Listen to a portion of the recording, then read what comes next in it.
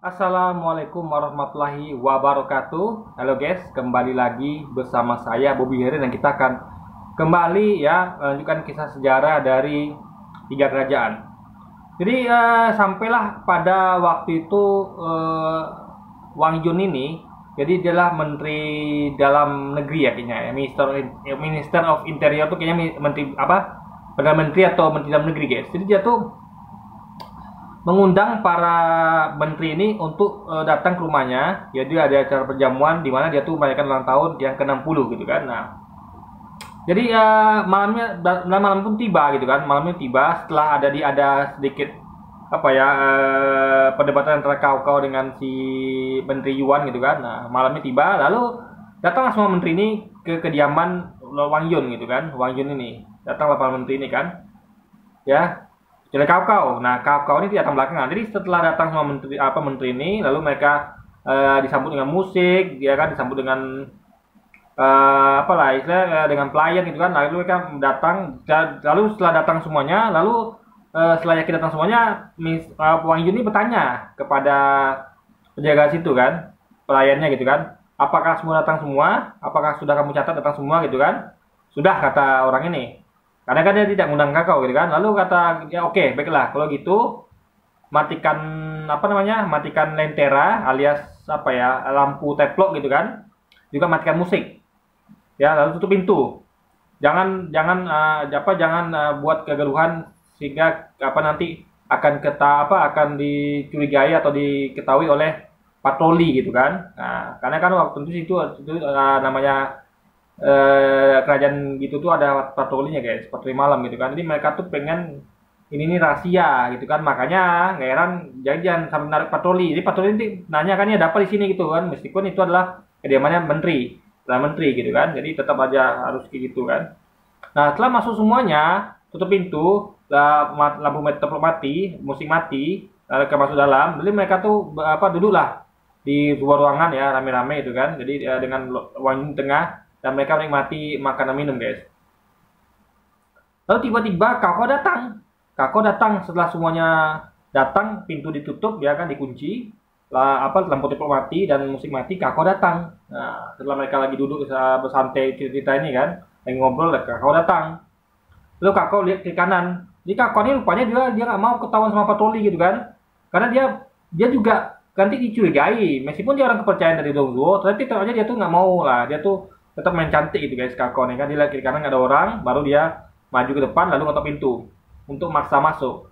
Baru diinfokan sama penjaga pintu kepada Wang Yun, ini ada Cao. Jadi Cao ini guys jabatannya adalah seorang komandan berkuda. Di pasukan berkuda tuh Cao komandannya gitu kan. Salah satu komandannya Cao. Jadi dia tuh istilahnya jabatannya adalah cavalry commander alias komandan pasukan berkuda gitu kan. Nah, jadi ketika mendengarkan info dari penjaga ini, itu semuanya ribut guys. Para menteri ini, mereka katakan, wah ini Cao ini pengkhianat, kata dia gitu kan. Karena mereka tahunya Cao ini kan pengkhianat. Karena mereka ini benci semua sama Dong Zhuo kan. Mereka benci para menteri ini kan. Mereka nggak suka sama Dong Zhuo. Mereka nggak suka dengan kondisinya zolim gitu kan. Nah, sementara Cao ini mereka katakan, Cao ini ya seperti ya kayak apalah gitu guys. Ya kayak soulmate-nya dari Dong Zhuo. Jadi biasa dia suka muji-muji ya kan, kayak sekarang nih ada deh yang suka muji-muji kan, ya kan, muji-muji pemimpin ya kan, muji-muji presiden, muji-muji apa. Nah, itu ada sekarang ya seorang. Jadi dulu tuh udah ada dulu kan, ada bisa lihat itu orang-orang yang suka muji-muji kan, kita sebut itu sebagai penjilat gitu kan. Tapi muji boleh tapi jangan berlebihan juga. Jadi mereka katakan kan biasanya sekali sehari dia muji Dong Zhuo, sekarang 2 kali sehari, dan bahkan kemana-mana ikut gitu kan. Jadi kemana aja Dong Zhuo ikut pergi, Cao ikut. Ini apalagi kalau bukan penjilat gitu kan, kata orang ini kan. Tapi Wang Yun tidak setuju, kata dia berhenti sebentar kata Wang Yun kan. Menurutku Cao ini bukanlah penjilatnya Dong Zhuo, itu pendapat dari Wang Yun. Jadi menurut Wang Yun, Cao ini sebenarnya bukan penjilat, bukan orang yang mau jadi pelayan dari Dong Zhuo. Bukan. Cao bukan tipe seperti itu. Itu penilaian Wang Yun. Nah, tepat. Soalnya ini guys punya penglihatan dia, punya insight dia. Bagus nih. Dia tepat pikirannya. Jadi dia menilai Cao ini bukan seperti yang mereka kira, hanya sebatas ya kayak kayak apa ya, kayak anjing penjaga lah, apa deh ya guys ya, kayak penjilat deh gitu, hanya tunduk dan patuh pada Dong Zhuo. Ya itu kata Wang Yun kelihatannya aja dia sebenarnya adalah pria yang penuh ambisi. Jadi dia tuh dibalik itu, dibalik sikapnya itu, ya dia tuh berpura-pura saja untuk patuh pada Dong Zhuo, ya kan, tunduk menjilat gitu kan, tapi dia punya ambisi pribadi. Nah itu yang insight yang Wang Yun tuh katakan tuh tepat dan terbukti nanti di kemudian hari, ya betul. Kako adalah pria penuh ambisi, jadi dia tuh di ambisi dia mau berbuat apa saja, termasuk pura berpura-pura, ya termasuk mengecoh menipu tuh udah gayanya kau itu, ya kan. Nah Wang Yun ngerti guys, ngerti ya sifat kau, dan Wang Yun benar tentunya kan. Jadi kalau tuh dia kelihatannya kayak orang yang bisa dipercaya sama Dong Zhuo, tapi sebenarnya tidak, guys. Jadi Dong Zhuo ini nggak cerdas. Dan nanti akan terbukti. Dong Zhuo nanti baru sadar ketika ada kejadian yang nanti akan diceritakan nanti ya. Tapi intinya adalah yang kehadiran Wang Yun itu padan. Setelah mendengarkan pendapat Wang Yun, baru para menteri ini setuju. Oh betul juga ya, betul-betul apa yang kamu katakan Wang Yun. Jadi para menteri ini akhirnya sepakat dan setuju pada Wang Yun. Nah makanya Cao dibolehkan masuk, ya kan? Kalau Wang Yun tidak menengahi, tidak boleh Cao masuk karena mereka semuanya kompak, udah menjudge Cao seperti itu, gitu kan? Padahal kalau Wang Yun Cao seperti itu. Akhirnya mereka sepakat untuk mempersilahkan Cao masuk ikut gabung dengan mereka, guys. Apalagi Wang Yun mengatakan bahwa Cao itu kan kesini untuk mengucapkan selamat kepada aku. Lalu kenapa pula aku ngusir dia? Kan nggak etik, guys, nggak etis. Ada orang mengucapkan selamat kepada kita lalu kita usir, kan nggak etis gitu kan? Nah makanya Cao menyuruh Wang Yun menyuruh penjaga pintu untuk menyuruh mempersilahkan Cao masuk untuk gabung dengan mereka di dalam perjamuan ulang tahunnya Wang Yun ke-60, guys. Jadi kata Wang Yun sediakan satu kursi di ujung dekat pintu. Jadi Cao ini karena dia telat gitu kan, tentu dia dapat bagian di ujung dekat pintu. Sediakan juga meja kecil sama seperangkat dari gelas gitu kan, karena mereka ini kan minum guys, minum apa tua lah mungkin gitu kan, minuman orang dulu kan itu biasanya yang ya kita nggak bisa, kita udah kita tiru guys, ya kan. Kalau kita minum boleh, kita perjamuan kan, ya kita minum juga, tapi jangan minum tua, tapi minumlah kayak minuman bersoda atau jus atau apa gitu guys, yang penting jangan yang haram seperti mereka ini gitu kan. Lalu Cao maju ke depan ya, menemui Wang Yun, menghormatinya dan mengucapkan selamat ulang tahun. Lalu Wang Yun mengatakan terima kasih dan silakan duduk. Tapi guys, di tengah itu ternyata para menteri tadi masih juga menggerutu di belakang gitu kan. Mereka mengatakan bahwa Cao ini kenapa di sini gitu kan? Apa dia nggak tahu tempatnya? Masa tuh ngerti nggak sih dia tuh posisinya gitu kan? Nah itu maksudnya. Jadi lucu juga sih guys. Menteri-menteri ini tadi udah sepakat sama Wang Yun, tapi mungkin di antara mereka masih pengen nyindir Cao gitu, bahwa dia jadi nggak perlu begitu sebenarnya gitu kan. Maksudnya tuh dia tuh masa sih mau demi ambisi pribadi dia tuh mau berbuat seperti itu, merendahkan diri gitu kan.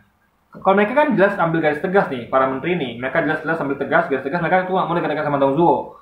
Meskipun mereka tuh main aman juga, mereka nggak berani mengecam dia di terang-terangan, tapi mereka di belakang, tapi mereka juga nggak mau kayak Cao yang sampai mendekat gitu kan, sampai mengiringi kemanapun Dong Zhuo pergi. Tapi nanti kenapa Cao begitu? Itu kan karena tadi itu adalah karena dia tuh punya ambisi. Dia tuh sebenarnya menyembunyikan sesuatu. Dia tuh karena punya tujuan kenapa dia begitu, guys. Tujuannya bukan untuk merendah atau tunduk, tapi itu hanya jalan untuk dia dapatkan ambisinya nanti gitu. Nah, nanti kita akan lihat ya apa yang sebenarnya di tujuan Cao ini nanti, kenapa dia berbuat seperti itu. Lalu mulailah Wang Yun setelah mempersilahkan Cao duduk, barulah Wang Yun membuka pembicaraan. Ya, dia tuh pidato pembukaan gitu kan. Lalu dia mengatakan bahwa sesungguhnya wahai para menteri, hari ini aku bukanlah ulang tahunku. Jadi dia tuh rupanya berbohong. Itu cuma acting agar tidak dicurigai. Jadi sebenarnya dia tuh mengatakan bahwa ini bukan hari ulang tahun dia, tapi dia menggunakan alasan itu untuk sebenarnya ingin mengatakan bahwa ini adalah hari kematian dia. Jadi alih-alih ini adalah hari ulang tahun dia, sebenarnya ini adalah hari kematian dia, gitu kan? Karena itu tadi. Karena dia merasa bahwa dia nggak mampu untuk mengusir Dong Zhuo, untuk membuat agar kekaisaran ini tidak dijajah atau dikuasai atau dikuasai atau dimanipulasi oleh Dong Zhuo ini. Jadi dia merasa gagal.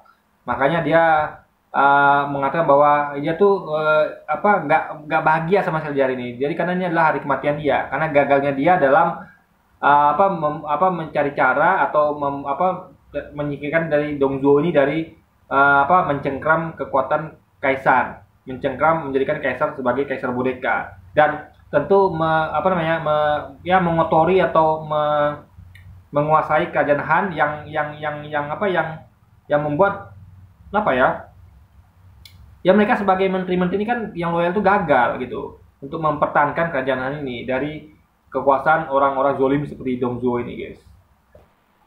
Di Wahyu mengatakan bahwa Kaisar Han akan runtuh. Cahaya Kaisar Han telah pudar.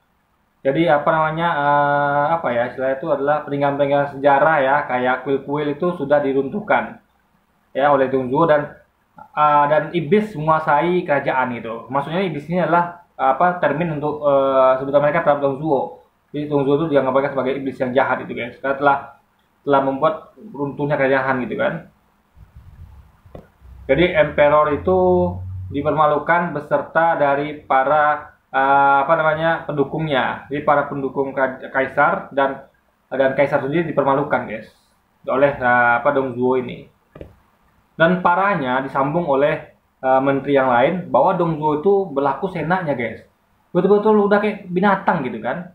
Seperti hewan itu Dongzhuo ini kan. Makanya sebutannya iblis. Jadi dia tuh bahkan tidur di ranjangnya kaisar, guys. Karena bayangkan ya, kaisar tuh punya ranjang, di situ Dongzhuo tidur. Berarti kaisar tidur di mana coba? Nah, ini saking parahnya gitu kan. Disambungan di menteri lain batas itu. Lalu bahkan dia tuh suka menggunakan wanita-wanita di kisaran itu suka dia. Ya kan, siapapun yang wanita di situ suka-suka dia dipakai, istilah itu diapain dia, guys ya. Ditiduri dia lah, guys. Itu saking perilakunya seperti hewan seperti, guys. Ini kan luar biasa. Kalau kita kan manusia, kalau kita masih normal kan kita masih mikir, masih takut dosa gitu kan. Oh, ini nggak boleh, ini nggak boleh. Ini, guys, luar biasa coba. Tuh, jadi kerjanya maksiat terus gitu kan, dan mempermalukan serta membuli kaisar dan seisi istana gitu kan. Jadi mereka semua menangis, dan dia mengatakan bahwa jadi Dongzhuo itu nggak lebih dia tuh ada lebih daripada iblis, guys. Dongzhuo ini karena tengok perilaku tadi kan, kelakuan tadi itu mereka mengatakan bahwa Dongzhuo ini lebih dari iblis kelakuannya. Tapi di tengah-tengah itu kan, Kakao malah tertawa di tengah mereka nangis itu ya, sesudah mereka nangis semuanya kan. Kakao malah ketawa, guys. Sehingga Wang Yin heran, Kakao, kenapa kamu ketawa gitu kan? Kita semua lagi bersedih, kamu kok malah ketawa? Jadi kan aneh, guys. Orang semuanya lagi bersedih gitu kan, karena melihat dari nasib Kaisar Han ini, dari Kaisar Han ini kan yang mereka harapkan lagi gitu kan, terus berlanjut, karena mereka merasa utang budi sama Kaisar Han, karena mereka tuh temurun tuh mereka tuh Kaisar Han ini telah berjasa untuk membuat mereka seperti itu. Nah, justru anehnya Kakao malah ketawa. Maka Wahyu bertanya, kenapa kamu ketawa Kakao gitu kan? Jadi Kakao berkata bahwa saya ketawa kenapa? Karena semua pria di sini berperilaku seperti wanita gitu loh. Karena hanya wanita yang nangis-nangis, ya menggerutu di belakang, nggak berani gitu kan di depan. Ya sekali lagi kita katakan ya, Kakao tentu dia berani kenapa? Karena dia adalah orang dekatnya, kepercayaannya Dongzhuo. Dia kan main cantik, guys. Jadi kalau ada apa-apa, dia bisa lebih enak posisinya gitu loh. Dia bisa bermanuver. Tapi kalau mereka kan tidak. Jelas posisi para menteri ini sangat rentan. Kalau Kakao posisi kuat, dia adalah orang kepercayaan dari Dongzhuo, sehingga dia bisa aja berkilah kan. Enggak, saya cuman pura-pura aja biar mereka ini terbongkar kegiatan mereka yang sembunyi ini gitu kan. Bisa aja Kakao main. Makanya posisi Kakao ini beda sama mereka. Jadi Kakao ini bisa aja dengan sombong, dengan pongah dia berkata seperti itu, karena posisinya memang lebih menguntungkan dibandingkan para menteri ini gitu kan. Jadi Kakao bilang, meskipun kalian itu nangis-nangis darah sekalipun, sampai tengah malam sampai pagi pun ya, emangnya Kakao bisa mati karena tangisan kalian, gitu kan? Jadi Kakao ini ngajak untuk berpikir logis. Masa sih kalian bisa cuma nangis gitu kan, istilahnya kan? Ya kan, tidak akan mati itu Dongzhuo hanya karena kalian nangis seperti ini gitu kan? Lalu si Wang Yin tentu marah kan, dan berkata bahwa Kakao, kamu punya bakat apa ya sehingga kamu punya kemampuan apa sehingga kamu berani ngomong seperti itu gitu loh, meremehkan kita gitu kan. Emangnya dia itu bisa apa gitu loh, guys, kata lainnya gitu kan. Jadi Kakao menjawab bahwa aku memang tidak punya talenta atau kemampuan, tapi aku bisa ya dalam sekejap aku bisa menggantung kepala Kakao di gerbang istana. luar biasa guys. Jadi Kako ini apa ya, dia tuh memang nggak punya kemampuan, ya mungkin kemampuan kayak dia tuh punya tentara segala macam kekuatan, tapi dia tuh bisa menggantung kepala Dongzuo. Dia dengan yakin mengatakan bahwa aku bisa menggantung kepala Dongzuo di gerbang kerajaan, di ya gerbang lah gitu kan kerajaan tuh. Berarti dia nih yakin dengan rencana dia guys. Dia sedang merencanakan sesuatu yang nanti akan kita buka gitu, apa rencana Kako ini sebenarnya gitu kan, sehingga dia dengan yakin ngomong seperti itu. Jadi orang ini semua komplain kan, arogan kali, sok kali Kako nih kan. Jadi mereka tuh nggak ngerti Kako ini punya rencana apa, mereka nggak paham gitu kan. Harusnya kan mereka bertanya, Kako kamu punya rencana apa sehingga kamu yakin bisa menggantung kepala Dongzuo di gerbang, harusnya gitu kan. Jadi mereka, karena mereka tuh pesimis aja gitu kan, ini Kako ini sok kali, arogan kali kan, ngomong dia ngaku nggak punya talenta, nggak punya kemampuan, tapi sok pula mau dengan yakin mengatakan bahwa akan menggantung kepala Dongzuo di gerbang. Akhirnya Wang Yun menyuruh penjaga untuk mengusir Kako dari tempat itu karena udah marah gitu kan, dan juga ya biar biar mereka tuh bisa dengan tenang lah gitu guys, nggak ada terganggu oleh omongan orang yang so arogan kayak Kako ini gitu kan. Tapi Kako pas lagi minum kan ini seret keluar guys. Kako lagi minum bisa keluar, tapi dia sempat tuh bentar-bentar tadi ya kan, rupanya kata Wang Yun, bentar, kenapa Kako tadi gitu kan. Jadi Kako ini kira mau ngapain, rupanya dia mau nyindir guys. Kata dia gini, kamu meskipun kamu udah tua, tapi kamu enak loh wine-nya nih, tua ini enak loh, meskipun kamu tua gitu kan. Jadi sempat-sempatnya Kako ini menyindir gitu kan. Jadi memang makanya makin kesal Wang Yun dan menyuruh dia udah keluar gitu kan. Jadi karena daripada dia terus ngancau gitu guys. Jadi Kako itu setelah diusir tuh di luar pintu tuh dia ngomong ya, penakut itu. Jadi dia tuh nyindir mereka ini adalah orang-orang penakut. Nah pas Kako mau pergi, rupanya pelayannya Kak Wang Yun ini sudah nunggu di balik batu gitu kan, di balik gerbang. Jadi dia manggil Kako diam-diam, Kako sini, bentar, dipanggil gitu kan Kako ini kan. Jadi Kako menoleh dan langsung datangi pelayan dari Dongzuo ini guys, dari Wang Yun ini. Ini tadi dia memanggil kan, pelayan memanggil bahwa Jenderal kau sini gitu kan. Kau dipanggil gitu kan. Jadi kau ini heran, loh kenapa kamu manggil saya jenderal kau? Tadi kamu manggil nama Chow Aman gitu kan, atau kau atau Chow Mengde. Sekarang kau pakai jenderal gitu kan, pakai titel gitu kan. Sama kayak orang kan punya titel jenderal. Tadi nggak, karena mereka tuh tadi tuh merendahkan kau, jadi nggak mau manggil titelnya, hanya kau Aman atau Chow Mengde gitu kan. Nah sekarang karena heran dia kok bisa berubah gitu kan, tiba-tiba sekejap berubah. Kok mau sekarang manggil dia jenderal lagi, dalam arti dia tuh dihormati lagi gitu, kenapa gitu kan. Ini rupanya si pelayannya menyampaikan bahwa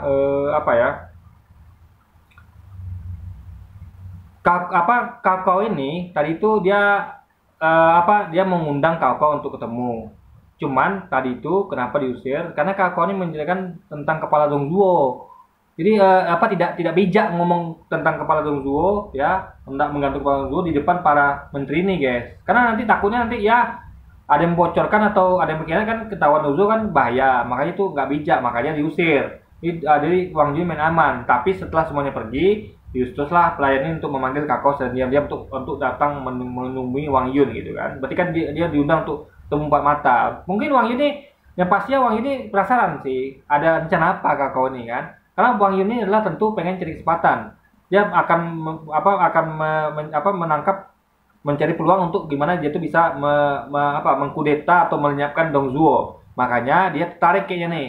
Kayaknya Kako ini ada rencana apa nih, sehingga dengan yakin mengatakan bahwa dia akan menggantung kepala Dongzuo ya di gerbang sana ya dalam sekejap. Berarti kan Kako ini kalau berani dia kan berarti kan dia punya rencana. Nah, Wang Yun tentu pengen dengar rencana itu. Makanya dipanggil lah Kako ini diam-diam. Jadi ngomongnya empat mata aja guys. Jadi nggak ketahuan sama yang lain gitu kan. Jadi rupanya Wang Yun itu pura-pura mengusir dan pura-pura marah. Jadi itu hanya pura-pura agar jadi Kako ini selamat juga. 5 tahun nanti di antara itu ada pengkhianat atau ada yang keceplosan, ngomong pula nanti ke Dongzuo kan. Itu Kako di perjamuan ulang tahunnya Wang Yun mengatakan akan menggantung kepala Kako Dongzuo. Kan Dongzuo kan kalau tahu juga marah. Meskipun mungkin Kako ini bisa juga menjelaskan gitu kan, sedikit mempermainkan Dongzuo bahwa itu nggak benar gitu, karena dia adalah orang kepercayaan Dongzuo, sehingga dia bisa lah apa beralasan gitu kan. Nah, tapi tetaplah Wang Yun seperti itu alasannya. Supaya ini untuk apa menyelamatkan Kakao sendiri karena bahaya kalau dia ngomong seperti itu di depan orang ramai gitu kan. Jadi rupanya itu acara kan masih berlangsung tadi kan, karena Kakao baru diusir. Jadi Kakao ini sampai tamu-tamu pulang, menjelang tamu-tamu pulang, Kakao ini disuruh dulu nunggu di ruang belajar. Jadi ada ruangan untuk belajar guys, isinya buku-buku gitu kan. Jadi Kakao disuruh nunggu situ menjelang tamu-tamu pulang. Nanti Wang Yun akan menemui di situ setelah acara usai gitu kan. Setelah tamu-tamu pulang dan tempat itu sepi gitu loh.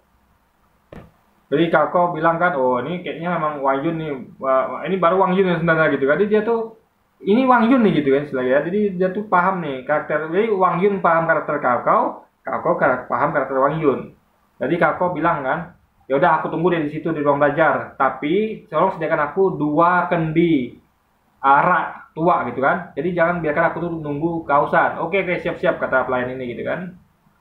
Jadi di situ sebenarnya nunggu itu Kakao tuh tertarik sama sebuah senjata guys. Jadi ini semacam dagger ya atau pisau belati ya yang apa yang cantik lah gitu kan, indah gitu kan. Jadi Kakao nih sempat hendak menyentuh melihatnya, rupanya udah dikejutkan oleh Wang Yun. Jadi Wang Yun itu supaya udah selesai acaranya dan mendatangi Kakao. Lalu Wang Yun mengatakan bahwa maaf ya sudah nunggu lama gitu kan. Aku minta maaf atas yang tadi gitu loh.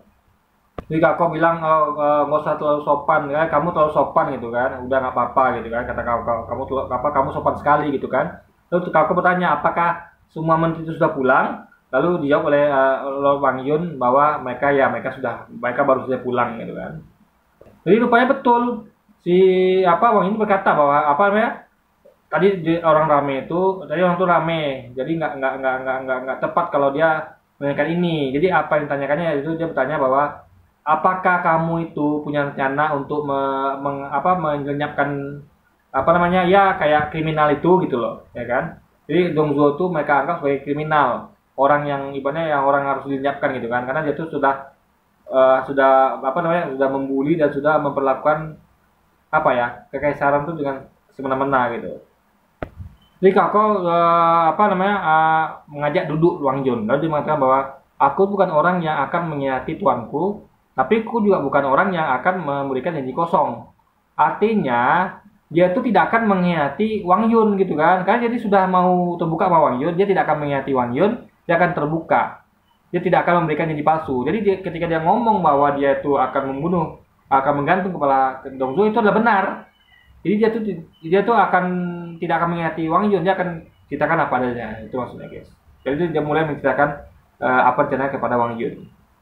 Jadi kata Kakao bahwa para menteri itu di perjamuan itu setelah salah paham dengan dia itu bukan sedang tunduk atau patuh kepada kepada Dongzuo, tapi itu caranya untuk membunuhnya guys. Jadi dia menggunakan kepercayaan Dongzuo sehingga Dongzuo ini nggak sadar kalau dia tuh berniat berniat jahat sama Dongzuo ini gitu, nggak sadar dia kan. Itulah taktik dia. Itu yang tidak dipahami oleh para menteri ini. Itu kata penjelasan Kakao kepada Wang Yun.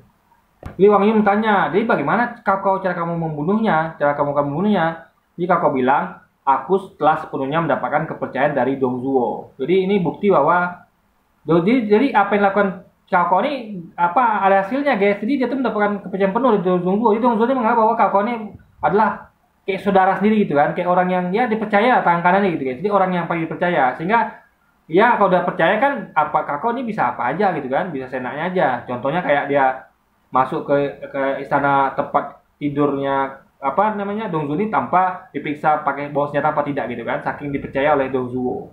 Jadi kata dia meskipun istananya tempat Dongzuo itu dijaga oleh banyak penjaga dan penjagaan sangat ketat, tapi dia tuh bisa masuk di sana itu tanpa dia tuh perlu audisi. Kayak apalah guys, kayak pemberitahuan. Misalkan kalau ini ketemu Dongzuo kan harus audisi dulu. Misalnya tolong sampaikan pada Dongzuo saya mau ketemu. Kalau dia tinggal masuk aja guys. Nggak ada diperiksa. Ibaratnya nggak perlu ngasih tahu. Ini kayak udah rumahnya sendiri gitu. Jadi Dongzuo itu kayak udah saudaranya. Dia masuk aja gitu guys. Jadi nggak ada gunanya bagi Kakao penjagaan ketat itu, karena dia tuh nggak kena itu gitu loh. Makanya dia tuh udah pokoknya dia tuh udah sangat dekat lah sama Dongzuo gitu kan. Tapi kata dia Dongzuo ini dia selalu memakai armor alias baju besi di balik pakaiannya. Jadi mungkin Dong Zhuo ini ngerti lah ya. Dia tuh meskipun di tempat tidurnya dia tuh selalu memakai armor itu karena dia tahu dia nggak merasa aman karena banyak benci. Itulah guys, kalau pemimpin yang nggak cintai, dia pasti akan memperkuat pertahanan, pengamanan dirinya. Bahkan coba ya, Anda bayangkan ya, dia udah punya penjagaan yang ketat, udah ada tentara, masih dia melindungi dirinya di tubuhnya dengan armor di balik pakaian, pas dia tidur bahkan guys, Anda bayangkan. Makanya jadi pemimpin itu, ini jadi pelajaran bagi kita bahwa jadi pemimpin itu haruslah kita tuh nggak zolim pada rakyat, kita tuh nggak boleh membuat mereka menderita, kita harus membuat mereka sejahtera, harus berlaku adil, sehingga nggak perlu ada ketakutan seperti itu. Jadi dia tuh kemana-mana tuh nggak perlu pakai armor di badan itu guys, nggak perlu di balik pakaiannya kan. Nah tapi anehnya gini loh, logika kita, meskipun Dong Zhuo itu memakai armor, kan bagian leher ke atas itu kan guys nggak ada armor guys, armornya kan hanya bagian leher ke bawah, ya kan? Kan bisa di penggal lehernya, ditebas lehernya kan bisa. Jadi ini menurut saya juga agak aneh kan, karena kakak bilang bahwa armor itu nggak bisa ditembus pakai senjata sembarangan gitu. Jadi senjata biasa nggak mempan itu, perlu senjata spesial kata kau gitu kan. Jadi kau tuh mengingatkan karena dia ini pernah kejadian ya, dia tahu bahwa armor itu nggak tembus senjata biasa. Dia mengingatkan bahwa di musim semi ya tahun lalu itu ada orang namanya Wu Fu. Wu Fu ini mencoba untuk menusuk Dong Zhuo dengan dengan pisau yang tajam gitu kan, tapi nggak mempan guys. Jadi percobaan pembunuhan itu gagal karena belati itu mampu menembus armornya, akhirnya ketahuan dan keluarganya dimusnahkan. Jadi luar biasa guys. Jadi kita harusnya kan kalau kita tuh misalnya ada orang bunuh raja, hendak bunuh raja, ketangkap. Ya kalau rajanya itu harusnya adalah, kalau saya jadi Dong Zhuo, ya adili yang orangnya aja. Kenapa kok keluarga dimusnahkan? Jadi gitu guys. Orang dulu itu memang kejam-kejam ya. Zaman itu tuh memang kejam. Raja itu kejam ya. Dong Zhuo itu masuk raja kejam. Yang bersalah adalah Wu Fu ini hendak membunuh dia, tapi seluruh keluarga dia dibunuh guys. Dilenyapkan. Ini kan luar biasa. Makanya ini adalah kalau kita hidup zaman itu bahaya guys. Jadi kalau dia bayangkan ya, saya punya anak nih, lalu saya hendak menerapkan kaisaran zolim. Harusnya kan saya aja dihukum mati gitu kan, kalau ketahuan. Tapi ini enggak guys, saking kejamnya, begitu kejamnya Dong Zhuo, keluarga saya dilenyapkan gitu loh. Nah ini luar biasa kekejamannya guys. Makanya pantas kalau disebut Dong Zhuo ini adalah iblis, karena begitu kejamnya dia gitu kan. Jadi maksud kamu apa kau gitu kan? Jadi tentu dengan ngomong gitu berarti kau ini tentu karena dia tahu itu gagal, jadi dia punya solusinya. Bagaimana ini untuk menghadapi Dong Zhuo yang memakai armor itu, gitu kan? Nah, lalu kakak mengatakan bahwa seingatku ya, Wang Yun, kamu punya punya pusaka yang namanya adalah Seven Star Dagger, alias adalah belati 7 bintang. Di belati ini guys namanya Seven Star gitu kan, belati Seven Star. Jadi bahasa Inggrisnya adalah Seven Star Dagger. Jadi kakak bilang itu, kamu kan punya Wang Yun belati pusaka yaitu Seven Star gitu kan, yang bisa memotong emas dan permata ya, dan sangat tajam gitu. Ini ada bayangkan ya, ini berarti kan bukan pisau sembarangan, bukan belati sembarangan, karena pisau biasa tuh nggak bisa motong emas dan permata gitu kan. Berarti kan ini kan belati spesial, saking tajamnya ya, yang mampu dilakukan oleh, kalau kita tahu kan pisau biasa itu paling motong ayam, motong daging, tapi ini motong motong emas dan permatanya tembus gitu guys, saking tajamnya gitu kan.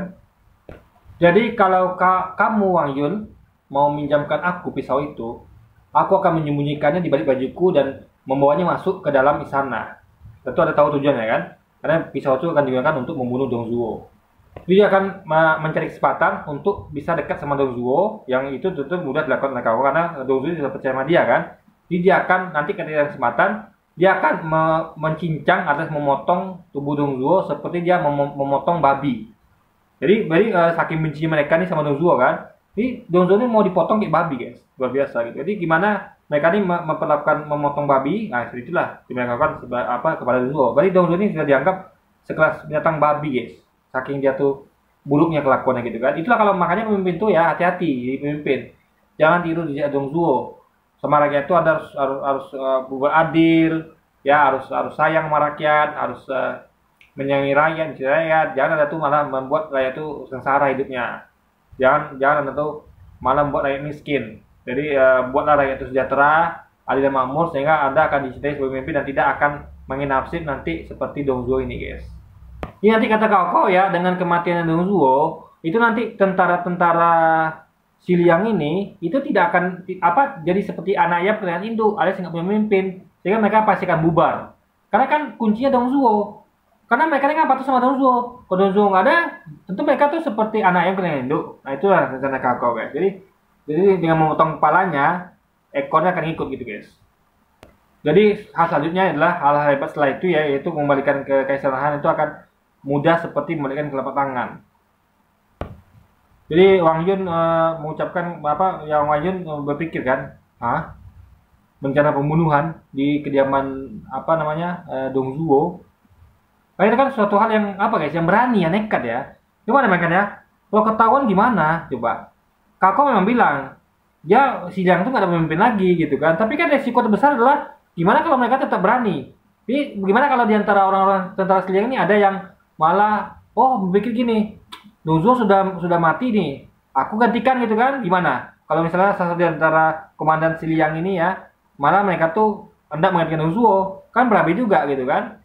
Nah, tapi kan Kakao berpikir bahwa enggak. Dalam kan kalau yang penting Dong Zhuo mati aman dah. Kita bisa kita akan berkuasa. Itulah ibaratnya kata Kakao ini kan, dia akan bisa menguasai keadaan dengan terbunuhnya Dong Zhuo. Ya kan? Jadi ini adalah rencana yang sangat tricky, guys. Jadi rencana yang sangat berisiko tinggi dan Kakao nekat, buktinya dia nekat itu kan. Jadi punya keberanian luar biasa. Karena nggak sembarang orang bisa begitu, guys, yang berani melakukan itu kan. Karena ini bahaya nih, nyawa taruhannya gitu kan. Jadi Wang Yun berkata bahwa kalau begitu itu artinya kamu tidak akan bisa keluar dari sana hidup kan. Karena Wang Yun ini mikir resikonya besar gitu. Jadi Kakao ini tidak akan bisa keluar dari hidup, alias dia tuh pasti akan mati kalau ketahuan gitu kan. Kalau nggak ketahuan pun dia bakal dia, karena siapa lagi yang bunuh bukan dia, karena di situ gitu kan. Nah, Kakao menjawab bahwa bagaimana bisa seorang pahlawan yang dia tuh yang ingin untuk melenyapkan iblis yang